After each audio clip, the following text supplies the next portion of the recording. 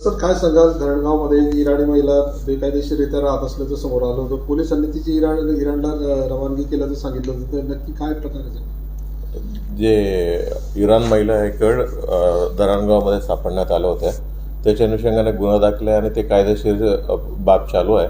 But he जे महिला आहे म्हणजे त्याचा विजा संपले होते, मग हे इथं अनधिकृत ओव्हरस्टे होत्या. मग त्याच्या अनुषंगाने आम्ही इराण एम्बसीला आमच्याकडनं संपर्क झालेला आहे.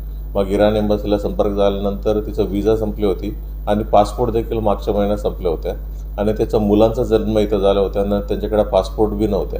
मग ही सर्व गोष्टी त्यांना कल्पना दिल्यानंतर त्यांनी नवीन त्याचं पूर्ण पासपोर्टचा आणि ओव्हरऑल त्यांचे प्रोसिजर त्यांनीच तयारी करून दिलं आणि तिथं जाण्यासाठी त्यांच्याकडे पैसे देखील नव्हते. इराण एम्बसीवाल्यांनीच त्यांचं तिकीट काढण्यात आलं होतं आणि हे जे दिल्ली एअरपोर्टमधून त्यांना इराणला पाठवण्यात आलेलं आहे. इकडनं आमचा स्टाफ तिला घेऊन गेलं आणि एअरपोर्टमध्ये सोडलं आणि तिथं रवाना झालेला आहे.